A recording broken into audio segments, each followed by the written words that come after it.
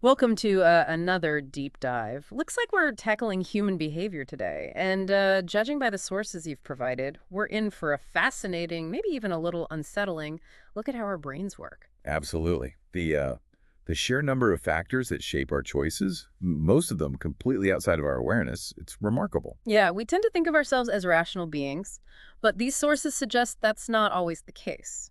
Let's start with this concept of fairness. It's something we assume is objective. But one of the sources you've included, that anecdote about the Russian who wants to be a millionaire audience, really highlights just how culturally relative that idea can be. That one's a classic. Hmm. In many cultures, right, you see someone about to win a huge sum of money. It's a cause for celebration. But in Russia, the audience actively tried to sabotage the contestants' chance of getting that 50-50 split. It's like they were denying them a bigger reward. Seems counterintuitive, right? But as the source explains, it's tied to their historical context and a deep aversion to, well, to wealth accumulation. This idea that if one person gets ahead, it's always at the expense of others. And that, of course, contrasts sharply with the UCLA study, where students consistently favored the 50-50 split. Anything less was seen as unfair. Then you have the Mishwina tribe offering and accepting incredibly uneven splits. What's fascinating is that none of these groups are wrong in their perception of fairness. They're just operating from completely different cultural frameworks. So how do you take a piece of information like that and actually apply it to your work? You deal with people from all over the world, right? Right? And it reinforces this crucial idea that fairness, it's not a one-size-fits-all concept, especially in negotiations or collaborations. When you're dealing with people from diverse cultures, understanding these nuances is key. Hmm. It can make or break a deal, a relationship. It's that important. It's a good reminder that we all come to the table with our own baggage, cultural baggage that we're often not even aware of. Okay, so fairness is subjective. Let's move on to another interesting idea, this notion that money, often seen as the universal motivator, can actually backfire and work against our goals. Yeah, and this taps into some really fascinating research on the neuroscience of motivation. One of the sources you provided uses the example of those Swiss towns considering hosting a nuclear waste facility. More than half the residents were initially willing based on, civic duty. I remember reading about that.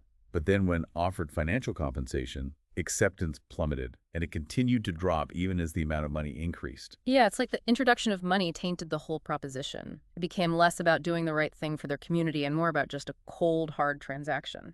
It's a great illustration of how financial incentives can crowd out intrinsic motivation. People were willing to take on a risk for the common good, but once they saw it as a purely financial decision, the reward actually made it less appealing.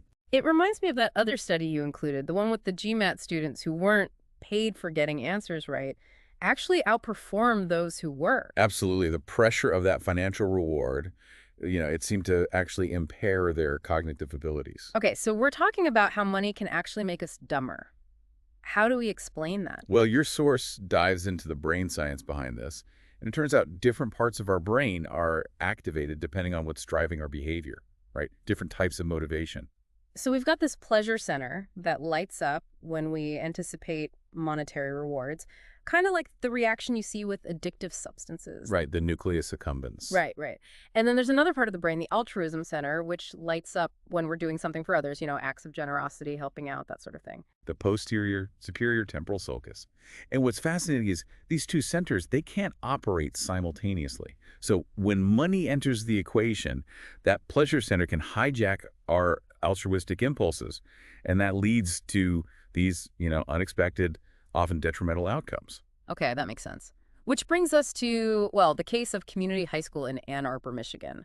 They tried this program offering teacher bonuses to incentivize student attendance. Logical approach, right? On the surface, at least. And initially, it seemed to be working. Of course, completion rates went up. There's got to be a but here. But there was a hidden cost. It turns out that student GPA actually went down during this period. So more time in class, worse grades.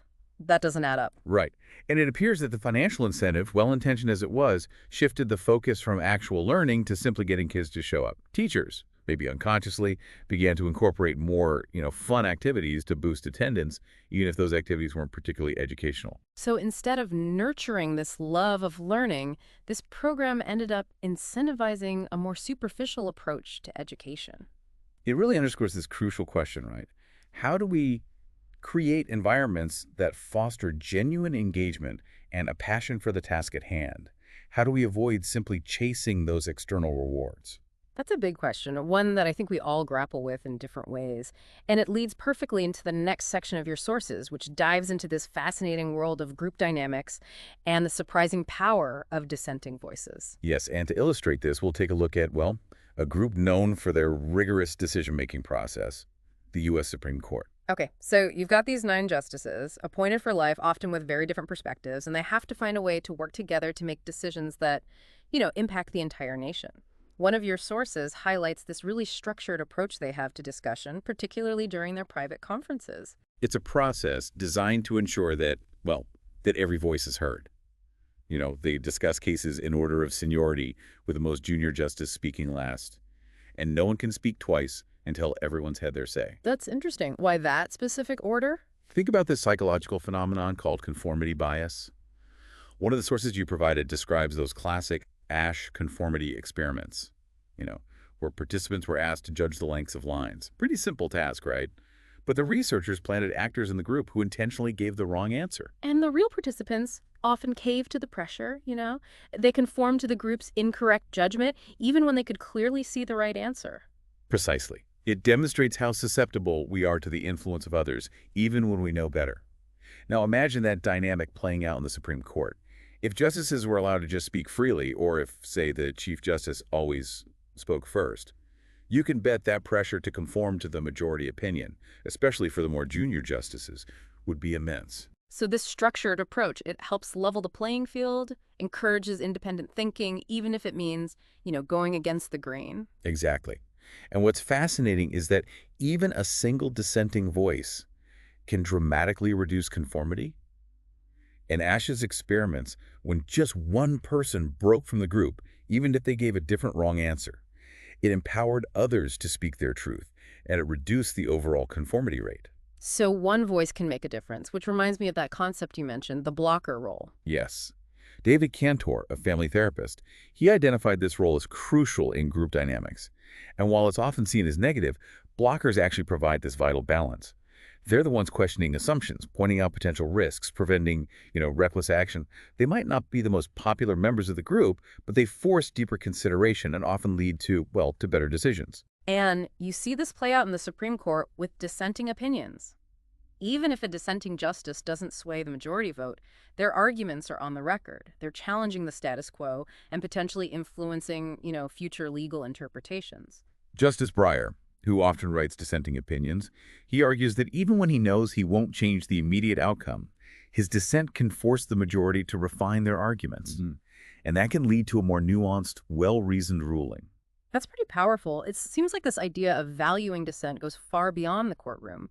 One of the sources you've included highlights how the aviation industry has really embraced this principle. Absolutely. And this shift was largely driven by that tragic Tenerife airport disaster back in '77. The analysis of the cockpit recordings, it revealed that the co-pilot had actually expressed concerns about taking off without clearance, but he was silenced by the captain, who was, highly respected and experienced pilot.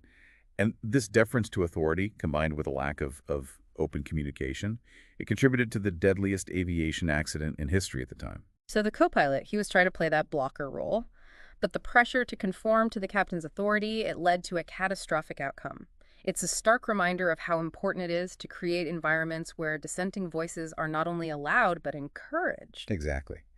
And this tragedy, it led to the development of crew resource management, or CRM. And it focuses on training pilots to communicate effectively, to challenge authority constructively, and to value dissenting opinions. The captain is no longer the unquestioned, god of the cockpit. CRM fosters a more collaborative environment where any crew member can voice concerns without fear of retribution. And it's had a huge impact on aviation safety. CRM training is credited with significantly reducing the number of accidents caused by human error.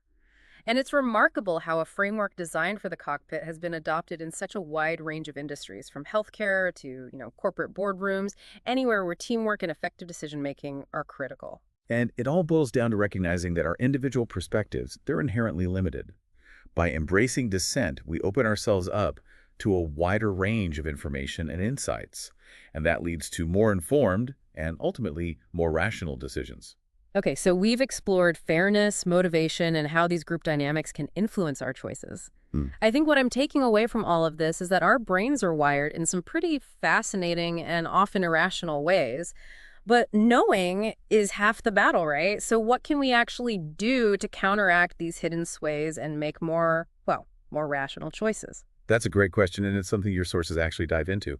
They offer some practical strategies for recognizing and overcoming these cognitive biases in our everyday lives. Yeah, so much of what we've been talking about is about recognizing those hidden patterns, the ones that lead us to make decisions that, well, that don't really make sense when you look at them closely. These sways that operate beneath the surface? Right, exactly.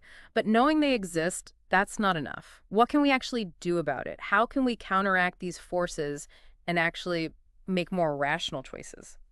Well, your sources actually offer some really practical strategies for, recognizing and overcoming these cognitive biases in our everyday lives.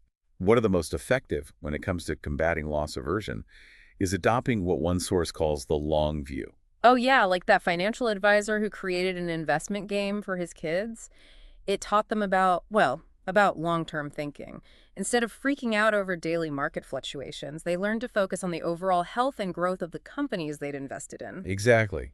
And this principle, it applies beyond just finances. Remember your friend's story about almost swerving into oncoming traffic to avoid being stuck behind a slow driver? Oh, yeah. Later, she realized that her fear of losing a few seconds, a classic example of loss aversion, it nearly caused her to make a very dangerous decision.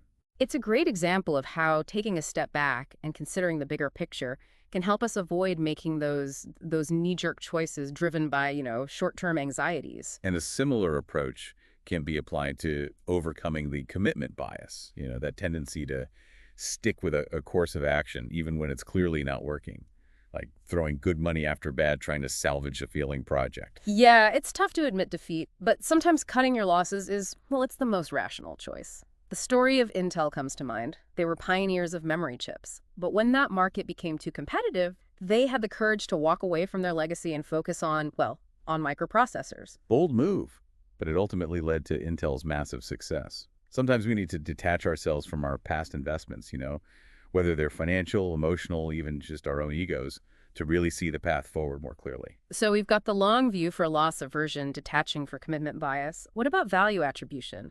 That one seems particularly tricky because it's like our brains are wired to, I don't know, to judge things based on these really superficial cues. It is a powerful bias.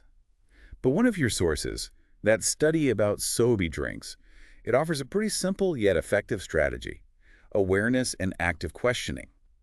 Remember, people who drank the cheap Sobe actually performed worse on cognitive tests, even though it was the exact same drink as the expensive version. So just the perception of value influenced their performance. It's kind of scary how easily we're swayed by these external cues. But what's interesting is that when participants were asked to consider whether price should affect their concentration, that simple act of reflection, it actually neutralized the effect. So by consciously questioning our assumptions about value, we can start to break free from those automatic judgments. Exactly. And that same principle of awareness and reflection can be applied to the diagnosis bias, that tendency to jump to conclusions based on limited information. One of your sources suggests practicing propositional thinking. Okay, that sounds a little academic. What does that actually mean in a practical sense? It means keeping your evaluations tentative, considering multiple perspectives, being open to changing your mind as you gather more information.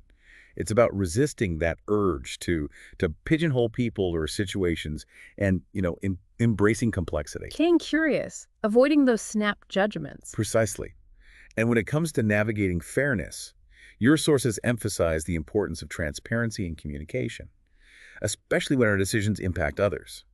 If people understand how and why you've arrived at a particular conclusion, they're more likely to accept it as fair, even if they don't necessarily agree with the outcome. It's about creating that sense of procedural fairness, even when, well, even when the outcome isn't ideal for everyone. Exactly.